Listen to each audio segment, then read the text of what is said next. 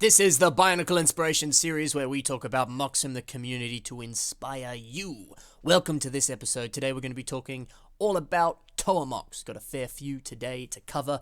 So, let's just jump right on into it. The first MOC that we've got today is by Bob the Doctor 27 and is called Standardized Revamp Kongu. So you might remember Kongu from the Toa Mari, and this is specifically when they went underwater, which is, well, that's when they were the Toa Mari, wasn't it? Because before they were the Inika. There you go. But this is a really awesome revamp of him and kind of giving it a little bit of a G2 flair to some degree. I really like how Bob the Doctor has changed the Mari blaster and sort of swapped it out for the newer sort of stud blaster. You know, you do see that in a fair few system sets, but you do also see it in, well, a lot of the G2 Bionicle sets. And it's surprising how fitting that is as a kind of different version of that blaster piece. It's really, really cool. So I like that he's done that, kind of really changed it up subtly, but still managed to keep very much in tone with the original there. It's really cool to see. I also love the leg design that he's done here, specifically the lower leg. He's used 3 of this piece here, which on Bricklink is called, with a fascinating name, Technic Axle and Pin Connector Perpendicular Double Split. Oof. That's the name that gets all the ladies, isn't it? Complicated name, but this piece is actually pretty useful in my opinion for making any kind of custom limb, whether it's legs or arms or upper arms or lower legs or even any part of a MOC really. Just it's got a lot of connection points that you can kind of play with here, you know, taking a look at how Bob the Doctor's used it. Of course you can connect on the back there, but you can also add axles through the circular holes on the opposite side there. So there's kind of multiple ways that you can connect stuff, so you can kind of add ways of maybe adding like a Glatorian neck so that you get the ball joint there, but you can also add the axles there so you can kind of stack them, and it's just ways of getting multiple different connection points to kind of branch out into more of the arm or more of the leg. You take a look at quite a few different MOCs. You can go back and look through some of the other Bionicle Inspiration series episodes, or I know Shadow Gear uses them a bunch because I also use them a bunch because Shadow Gear inspires me a lot and that sort of stuff. Yeah, take a look at a bunch of different MOCs. You can often see those being used in custom limbs. So that's definitely a piece to kind of factor in if you're looking for some helpful pieces to use. This MOC also utilizes a pretty awesome custom torso. You can kind of see how this waist is those 3 hand socket pieces there. You know, he's got the ball joint that's then connecting them to that slicer foot and those lift arms, and then from there it's sort of a series of additional lift arms and other pieces there to kind of form that box shape, and then has axles coming out of it to where the ball joint is going that you connect the arms to and stuff like that. Pretty simple, awesome looking design. Honestly, if you actually Google custom torso designs, you can just find instructions. I know there's a few on Brickshelf and a few other places.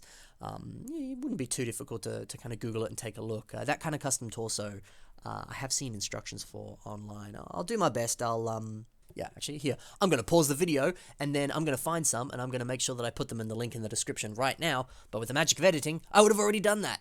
So there you go, I've done it there. If you can check the link in the description, you will find a custom torso design that is decently similar in how that's made to what Mr. Bob the Doctor has done here. Of course, he's, you know, done a different type of torso there, but a lot of the similar basic principles are there, you know, with the waist and a few other things. So if you're looking for a really interesting custom torso piece that can be a nice stimulus for a MOC, that might be exactly what you need. So yeah, a really, really simple but very effective MOC here that utilizes some really nice custom techniques from limbs and torsos and things, and adds a little bit of new life to an already pre-existing set. Really nice. Let's now take a look at a MOC by Ao Okononen and is called Toa She MOC.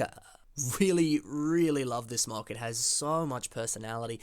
I love this little hat that it's got, as well as the cape too, which I want to say is actually not a custom cape. I believe that came on a Knight's Kingdom set in that dark blue. Might be wrong there, someone correct me if I'm wrong, but that's where I think it's from. But also this custom head here using a lot of system pieces. So, you know, you've got this jumper piece that kind of forms this mouth, kind of like he's singing or something, and then you've kind of also created these eyes here with some studs and a few other sort of 1x1 plates and things.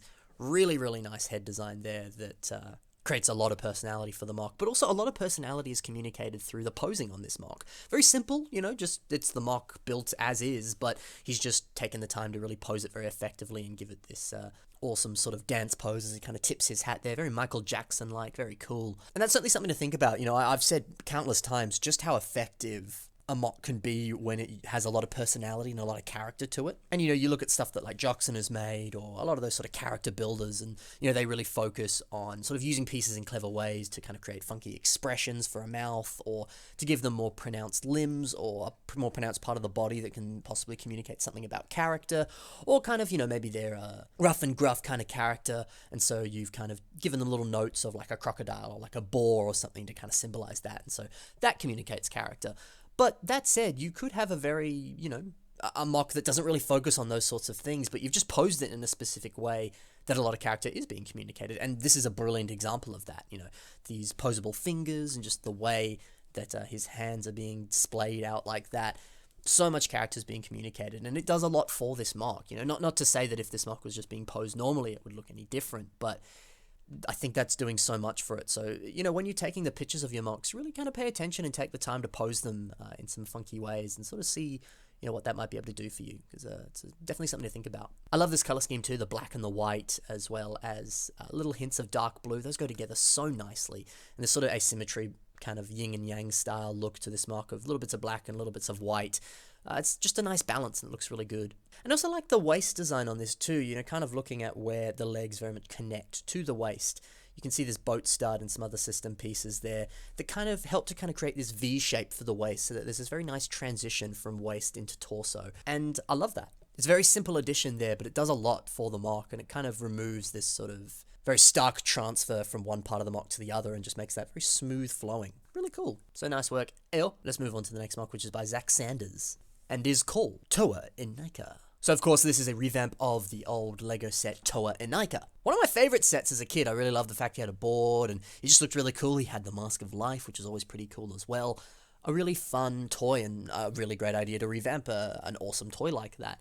But I love what Zach has done here, and he's taken what was actually a really simple toy, because he had the board and stuff, and I imagine that's kind of where the majority of the budget of the set went, and a lot of the focus was on his board. So his actual sort of look, he didn't have much on the torso there. His legs had armor and stuff, and so did his arms to some degree, but for the most part there wasn't really anything kind of that striking about him. He was a little bit more simplified, and armor wasn't really that much of a factor on the MOC, or on the set rather. Oh, that's always a hard thing to do. Sometimes I'll call sets MOCs or MOCs sets. That's that's always a tricky one there. But besides the point, really cool that he has now kind of gone back and added a lot more detail to the MOC. So we look at the torso here, adding in those two waist pieces there to kind of create sort of this top of the chest here, kind of where the pecs are, that sort of thing. Looks good. And then the armor on the waist as well. Just adding little bits there to kind of buff out areas that were otherwise, didn't have anything on the original version. It's a good idea. And then giving him fingers and a few other little hints of other bits of detail, specifically looking at these little system studs that he's put on, or a few other system little highlights just to add a little bit more detail into certain areas. Little tiny stuff like that actually does a lot of taking it away from its original thing and revamping it a little. It's a nice way of adding a bit more color, adding a little bit of trans blue in there like that. It's good, it's little things, but they do a lot. And so maybe you're building a MOC now and you go, actually, hey, I could add some little system studs or some other little system greebles here and there around the MOC and just sort of see what that does. Yeah, it's a good idea to do it. Because it can do a lot for the MOC, and it's not really a major thing that you're doing, just adding a couple little pieces here and there, and it can do a lot. So there you go. But yeah, awesome to see a very cool revamp of a very cool set. And I also like the little, very simple weapon that he's got here, just a little quarterstaff kind of thing like that, having those tube pieces and a few other axles and things holding it all together there. It's very simple, doesn't need to be, this really super complex sword. He's just fights with a really awesome stick, that's all he needs. It's pretty cool. So from one Toa Inika MOC to the next, this is a MOC by Fizznogglepuff. And it's Toa Inika, like I said. So the last one we saw was, very, very, very purist, whereas this one is very not purist. A lot of custom painted pieces all throughout this MOC here. You take a look at the lower arms. He has cut one of those jet pieces and managed to somehow get that to connect to a hand socket thing. I really don't know how he did that other than maybe gluing it or something. Then we take a look at the arm, again, same thing, the way that the fingers are connected to that system piece there and then onto the hand socket piece like that. Must be glued because those things don't connect like that, but also he's actually cut the arm a little bit there too. So lots of cutting and additional things going on there, as well as this awesome custom mask here, which has been painted as well as sort of modified and scratched a bit and all that. Lots of little things that have been done here, and I'm sure there's other custom bits here that are kind of hidden under armor and a few other things that I can't see, or just stuff I'm blatantly missing or whatever like that. But it's cool, isn't it? Just the amount that's going on here and the customization levels that are happening, but just how beautiful the MOC looks. Maybe you don't want to go this heavy customization level, or maybe you're considering it. Well, here's a really good example of it. Do you want to go the purest route or the really super custom route? It's up to you. I really like what he's done with the masks specifically, though. I've seen a bunch of people who have pets, and unfortunately sometimes their pets can get into the Lego collection and, eat up a super expensive part, and it's a bad day. Well, with a MOC like this, maybe you can turn that bad day into a really good day, and you go, hey, you know what? Even though my dog has chewed up my Inika mask here, I don't know if that's the actual story behind this, but, it's one way of turning that bad thing into a good thing. You could go, hey, you know what? Yeah, the dog has bitten it up. It's all chewed to heck on one side and totally just awful looking now. Well, maybe I could paint it up a bit and sort of play around with it a bit, and maybe it can look like this sort of scorched, battle-damaged mask somehow. Get someone to paint it, or you yourself could paint it, and yeah, turn that, problem into a solution there. And again, that says a lot for the character too, so whether or not that was a deliberate choice or, turning that problem into a solution, it's a really great idea to do it. And it makes for a very unique MOC, which is awesome to see. Definitely one of my favorite things on this MOC is the waist design as well, using this sort of triaxle kind of thing here on the waist, very reminiscent of the Toa Mata. Always love seeing that on MOCs, just looks super cool and so in the vein of Bionicle. I love it. So very nice, good sir, you've made a fantastic MOC. Now, this next MOC is an unnamed Toa of Earth, and it is by QuinLab. I really like this sort of big gauntlet design that he's got here, and this one picture kind of has this blade coming out of it, so it kind of also looks like you can kind of hide weapons in it, kind of like a hidden blade in Assassin's Creed or something, just pretty cool. But I also like how well that kind of transitions into the rest of the MOC. There's a lot of smooth textures going on throughout this, and this kind of big bulky look on the arms here is kind of a little bit reminiscent of the legs here, kind of just the way they jut out on the knee.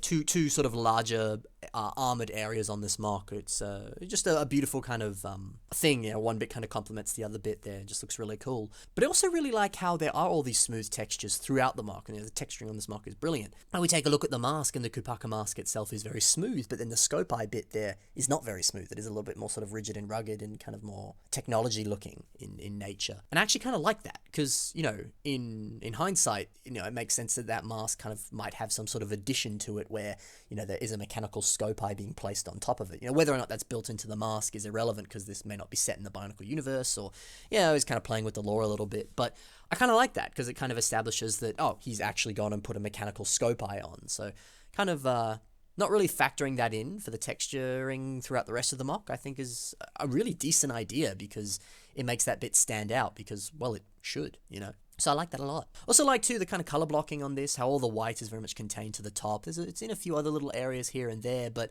it's always on top of the black and silver. And just the fact that it's kind of concentrated in certain areas there, it just looks good and makes sense. So I like that a lot. But yeah, overall, really nice kind of frame to this MOC, really nice structure overall, nice silhouette and everything. It's really cool. Nice work. This next MOC is by Andrew Lowe, and is called Malaki, Toa of Electromagnetism. So I really, really like the samurai look that this guy's got. I love how much he's repeated Skrull armor throughout this entire MOC. I've talked about in the past, sort of making sure that you repeat very similar pieces throughout a MOC, or similar textures and things, because that way everything on the MOC kind of flows in together. And this is a brilliant example of that. Maybe going on Bricklink, or just having a large selection of one particular piece. Of course, you could buy that one part in bulk on Bricklink. That's why I mentioned it before. Is a great way of making a MOC, kind of everything flow together, having a nice sense of unity and all the textures matching up and everything. It's just a good idea in general. But it's cool as well just how this has been layered on the arms and the legs, and then also kind of flowing down, very similar to how a samurai does, kind of on the waist there, kind of forming that. I don't want to say it's a dress. I don't know the typical name for that. I'm sure out there there'll be some samurai experts who can correct me on my lack of knowledge of that. But I just love how that looks, especially with the fact that it is the repeated Skrull armor pieces, because it's very in line with what it's based off, just how that sort of same similar repeated texture is done there. It's very fitting and very cool in nature. Love it. Also love the two swords that he's got here. Very nice designs, very simplistic too, but they work really well, and again, kind of continue on with that samurai look. Looks fantastic. And I also like this one picture that he's included here as well, which shows a bit of a breakdown of how he's made the custom torso in this MOC, and I think it also has a gear function as well, which is super, super cool. But just interesting to see, with some of those pieces taken away, you kind of get a bit of a better look at how that's made. So you yourself might be able to reverse engineer that and make your own little custom torso, which would be the second custom torso tutorial that we've had for today. So isn't that exciting? Always interesting to see little breakdown photos like that of how people made what they made. Very, very cool. I also quite like the color scheme on this too. It's a little bit of silver, a little bit of black, but then this trans blue really is a nice accent color on this MOC here. Trans colors are always beautiful too. If you can put them in on your MOC. I mean, of course you don't have to if you don't want to, but I always think they look pretty nice. So yeah, definitely something to consider if you're thinking about what other color could I add onto this MOC. Yeah, have a look at some of the trans pieces you've got, especially with this MOC doesn't really seem to use that much Hero Factory on it, or Bionicle G2, or whatever you want to call it, CCBS, that's the word I was looking for. Those specific sets came with a lot of trans-colored parts, so if you've got a lot of that if your collection mainly comprises of your Hero Factories or your Bionicle G2 and stuff like that, you probably have access to a lot of that, so yeah, it's something to consider. But yeah, really nice work, Andrew. You made an awesome MOC, very nice samurai look to it.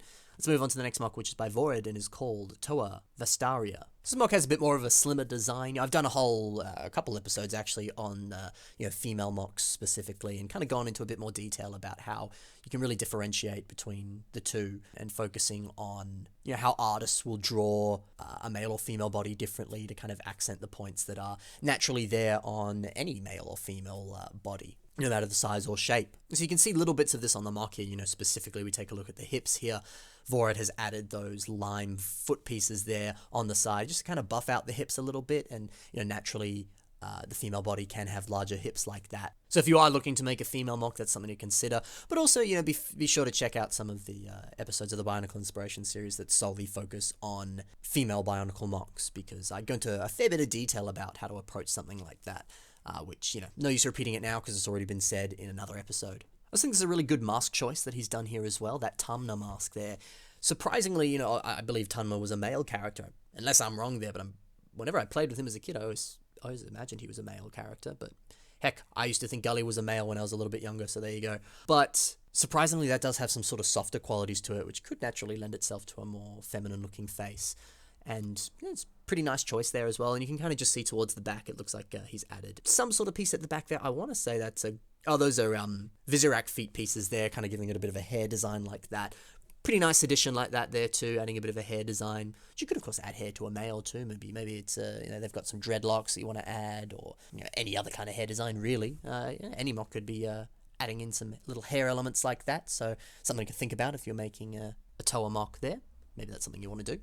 Yeah, overall, a really nice MOC here by Vorid, some nice concepts that he's exploring here. And interesting too to see the sort of more simplified aspects, like, these upper and lower arms here. Very simple in design, nothing too custom going on, but it works really well, especially with this more sort of slimmer, refined look that this MOC has. It's pretty cool. So nice work, Vorid. Let's move on to the final MOC in this episode. This is a MOC by Patrick Biggs and is called Toa Horik. Now, this was part of a Toa Kordak collab that him and a few other MOCists did over on Flickr.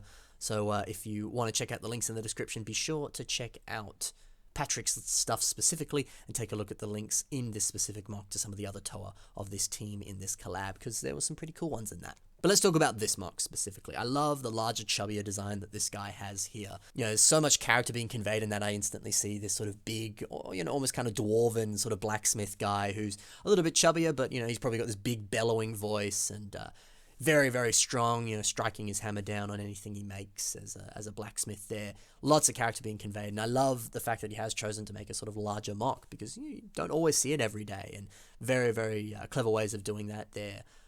Around the waist and torso and everything like that. Super cool. Also really like the inclusion of the CCBS Iron Man torso piece there. So there was a time at one point, I don't remember what year it was, but there were some sets we got. We got a CCBS Captain America, a CCBS Iron Man, and then a CCBS Joker, Green Lantern, and Batman. And I don't think I'm missing one. If I am, you let me know. But, yeah, some of those had some pretty interesting pieces in them. And one of them, of course, was this printed Iron Man torso armor piece here. And I think that's a really cool inclusion because, Iron Man, look back to the first Iron Man movie of him, making that armor. It's not necessarily like he was a blacksmith or anything, but, he was sort of doing a lot of those processes that you would see a medieval blacksmith man doing, smelting the armor and striking things, blah-blah-blue. So I kind of like the little subtle nods to that of kind of the activities that Iron Man did in that movie, kind of relating to what a blacksmith does. And it's just interesting and cool to see. But also the fact that Toa have heart lights like they do in some of the Bionicle movies. and this torso piece kind of has that heart-like to it as well, so just a nice addition there that's still kind of in universe as well, which is really cool. Also love the little flame additions here kind of on the arm, how it's sort of almost fire's kind of dripping out of him like that, whether it's, you know, his elemental powers over fire, or just the fact that he's a blacksmith, and because he's also a Toa of Fire, he can just straight up just use his own lava, or just sort of pick up a chunk of lava or whatever and just kind of pour it into whatever he's making. I think that's just a nice little fun addition like that. Which again seems very in-universe and very in-character. And I love this little stand that he's got here, just adds a lot more character to the MOC, and you know, if it's at a convention, it helps it sort of stand up and not fall over. But also, I think probably one of my favorite parts about this MOC is the leg designs here. It kind of almost looks like he's wearing some sort of boots or some sort of belt or pants or something that's kind of very reminiscent of what a dwarf or some sort of blacksmith would be wearing in medieval times or fantasy era stuff. It's really cool to see, and I really like it. You can really see that sort of, you know, specifically the black there concentrated on the lower legs, and even just the inclusion of the sort of gunmetal waist there. Yeah, it kind of does look like some sort of maybe like protective apron or a belt or something. Maybe like he, you know, puts his tools on there. Maybe it's a little sort of utility belt of some kind, something like that. But I also like the fact that he is just bare-chested, and he's just that gruff and tough that he doesn't need to wear an apron or any kind of protection over the top like that. So much character being conveyed through really little awesome things here that Patrick's done, so really nice work. And overall, that has been a bunch of Toa MOCs in this Toa-themed episode. I hope you enjoyed. If you want to see your own MOCs in the show, you can submit them through the email you're currently seeing on the screen, which is also in the description below, so if you want to copy and paste that and send me your stuff, feel free to do so. Otherwise, like I said, check the links in the description for other stuff that these guys have made. Their links are all there. Otherwise, hope you have a fantastic day. Happy building. I'll see you in the next episode. Bye for now.